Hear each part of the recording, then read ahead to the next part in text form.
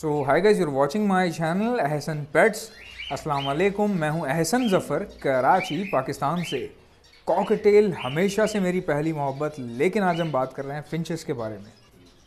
So guys, मैं आज आपको फिंचेस के बारे में रिसर्च देने जा रहा हूँ। रिसर्च क्या है देखें, झुंड की रिसर्च है, यानी कॉलोनी ब्रीडिंग की रिसर्च है।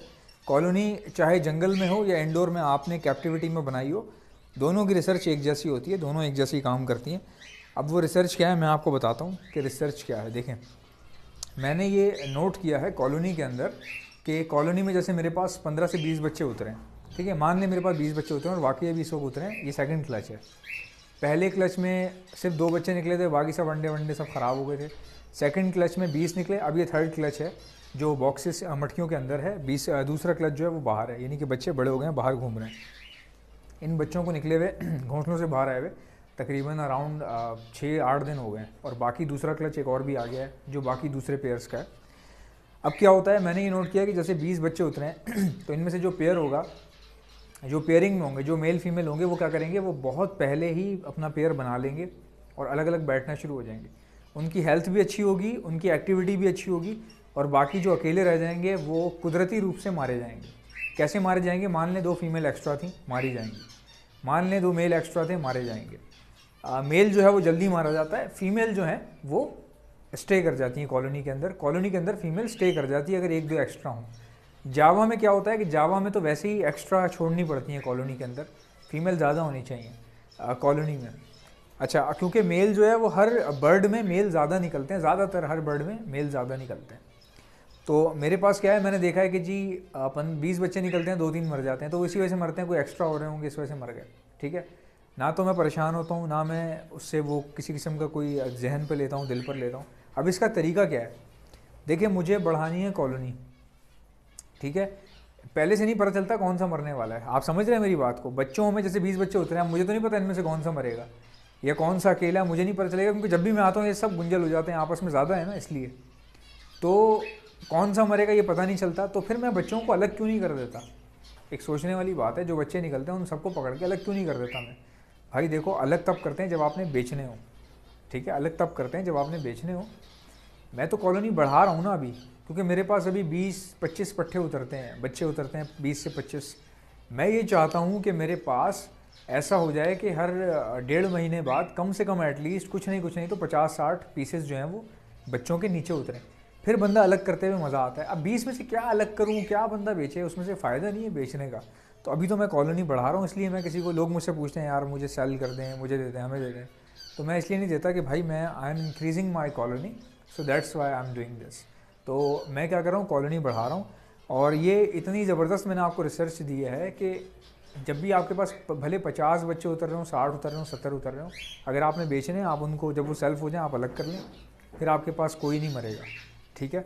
और अगर आपने कॉलोनी में ही कॉलोनी बढ़ानी है तो भाई उसमें 4-5 या 3-4 मर सकते हैं। डिपेंड करता है कि ब्रीड कितनी आई है, बच्चे हैं कितने।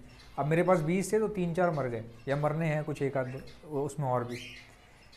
तो मैंने ये देखा है कि कुदरत जो है ना कुदरत माहौल को खुद ही साफ़ कर देती है। कुदरत क्या करती है कि बर्ड्स में जो पेयरिंग जिस तरह चलानी होती है, जो निज़ाम चलाना होता है, कुदरत उसी तरह चीज़ों को आने वाले वक्त के लिए तैयार कर देती है। और हर जानदार चीज़ का एक टाइम जो है वो लिख दिया गया अल्लाह की तरफ से। तो अल्लाह जो है वो कुदरत में हर चीज़ लिख चुका है, जो इस तरह से परफॉर्म होती हैं बाद में। अब देखें, माशाल्लाह से सब कुछ ठीक जा रहा है, खा पी भी सही रही हैं, कोई मसला भी नहीं है। लेकिन हम कहते हैं ना यार मर गए, ये हो गया, ऐसे हो गया, वैसे हो गया। भाई अगर मरेंगी नहीं तो बाकी ख़राब हो जाएंगी आपकी। अब मान लें आपके पास 2 मेल मरे हैं, अगर वो 2 मेल ना मरते तो भाई वो तंग करके रख देते पूरी कॉलोनी को, अंडों भी बैठने नहीं देते, आपकी आने वाली पीढ़ी रुक जाती पूरी, आपकी आने वाली पूरी नस्ल रुक जाती है आपकी। तो इसीलिए कुदरत ये समझती है कि इन दो का टाइम पूरा हो गया है, तो वहाँ से कुदरत फ़ैसला कर लेती है अल्लाह के हुक्म के मुताबिक, और फिर इस तरह से निज़ाम चलता रहता है। ये मैंने नोट किया है। कितने लोग फिंचों से ब्रीड करवाते हैं मेरे से पहले, कई लोग फिंचों में काम कर रहे हैं, बहुत बड़ी बड़ी कॉलोनीज़ हैं, मेरे से ज़्यादा पैसे होंगे उनके पास, मेरे से ज़्यादा फिंचे होंगे उनके पास, लेकिन वो समझा नहीं पाते बहुत सारी चीज़ें हैं जो उनको, हो सकता है कई लोगों को ढूंढने में प्रॉब्लम होती है, या कई लोग वीडियो बनाने बैठते हैं, ओहो क्या बनाऊँ, वीडियो में क्या बोलूँ। तो ऐसा होता है, मेरे साथ भी हो जाता है। तो वीडियो में हमेशा वही बात बतानी चाहिए जिससे अगले को फ़ायदा हो सके।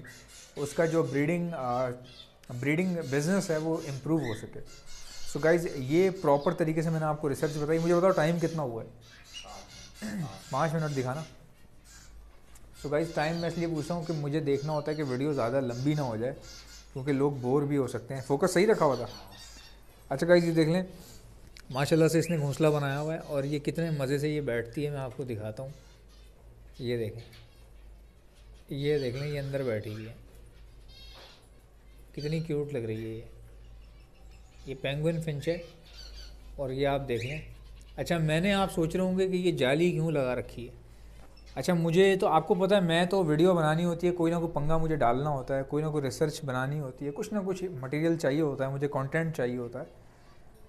मैंने क्या किया, जो जालियाँ ने मेरे पर रखी हुई थी पहले से, तो मुझे ऐसा लगा कि फिंचें जो है ना, वो ज़रूरी नहीं है कि तुमने मटकियाँ दी हैं तो मटकी के अंदर ही घोंसला बनाएगी, वो ऊपर भी बना सकती है मटकी के।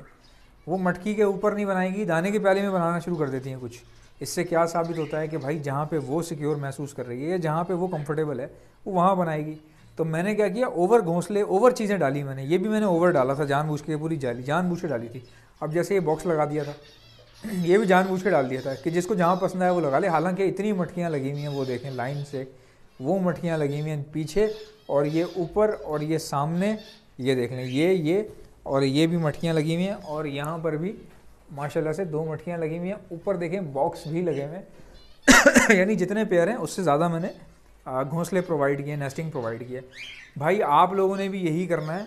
अगर आपके पास बर्ड्स के पेयर हैं या फिंचों के आपके पास पेयर हैं, और वो पेयर मान लें कि 20 हैं, तो भाई आप कुछ नहीं तो 40 घोंसले तो बना ही दो आप। उसकी वजह मैं आपको बताता हूँ। कोशिश करें कि एक घोंसला दूसरे घोंसले से दूर हो, करीब करीब नहीं होना चाहिए, वरना ये बहुत जो है ना लड़ती हैं। अगर करीब करीब होगा तो मसले मसाइल हो सकते हैं।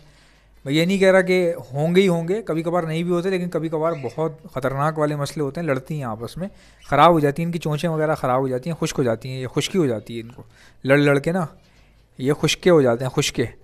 सो गाइस ये देख लें, अब आप देख रहे हैं इनके ऊपर डोलियाँ मटकियाँ सब एक करीब करीब है ना, तो लड़ते भी हैं थोड़ा सा।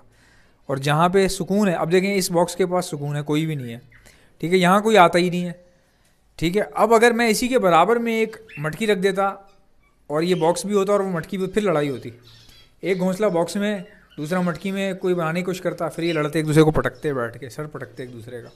तो अब आप देख लें कितने आराम से मज़े से बैठी हुई है ये घोंसले के अंदर। ये वो देखें जी, सुरंग बनाई हुई है भाईजान। और भाई साहब सुरंग बना रखी है, सुरंग बना रखी है, देख रहे हैं भाई साहब, सुरंग बना रखी है इन्होंने, ये देखें। तो ये इनका देखें, यहाँ पे सुकून से बैठी हुई है, इसको कोई प्रॉब्लम नहीं है। इसी तरह ये भी यहाँ पे सुकून से बैठी हुई है। इसकी तो मैं आपको शक्ल दिखा सकता हूँ, ये देख लें, ये देख लें, ये शक्ल है इसकी, कितने आराम से बैठी है। अब इसको डिस्टर्ब कोई नहीं करेगा, क्योंकि भाई यहाँ कोई करीब में दूसरा घोंसला नहीं है और दूसरी फिंच कोई आती नहीं है यहाँ पे, तो ये फ़ायदा है। सो गाइज़, आप में से किसी को भी ब्रीडिंग मल्टीविटामिन चाहिए, चाहे पैरट्स के लिए चाहिए हो, चाहे फिंचेस के लिए, चाहे जावा के लिए, तो आपको मेरे पास से मिल जाएंगे। ऑर्डर करने का तरीका आपको बता देता हूँ कि ब्रीडिंग मल्टीविटामिन आपने कैसे मंगवाने हैं। BM लिखें और सेंड कर दें मुझे मेरे व्हाट्सएप के ऊपर। मेरा व्हाट्सएप का नंबर है 0349220045। 12 घंटे लगते हैं ऑर्डर बुक होने में, 12 घंटों में बुक हो जाता है ऑर्डर, थोड़ा सा वेट कर लिया करें।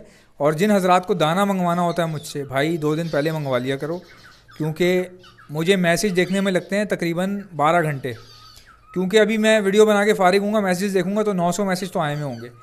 तो उसमें फिर पेमेंट जो आई हुई होती है उनको पहले डील किया जाता है, क्योंकि एक बंदा पैसे दे के बैठा है तो वो बैठा थोड़ी रहेगा, उसको पहले डील किया जाएगा ना। तो वो उनको निपटा के फिर आपकी तरफ आता हूँ ना, तो इसलिए 2 दिन पहले ही दाना मंगवा लिया करें। बिल्कुल एंड पे जब ख़त्म हो जाता है ना, जब थैली बच जाती है, उस टाइम पे लोग मंगवाते हैं, फिर बाद में शोर करते हैं, यार ऐसा भाई मैंने कब से बोला हुआ है यार, मेरे तोते ये वो। सो गाइज़, कोई भी चीज़ चाहिए, दाना चाहिए, दाना लिख के सेंड कर दीजिएगा व्हाट्सएप पे। मेरा व्हाट्सएप का नंबर है 034922000045। इंशाल्लाह मिलते हैं नेक्स्ट वीडियो में। All over the Pakistan delivery जाती है। अल्लाह हाफ़िज़।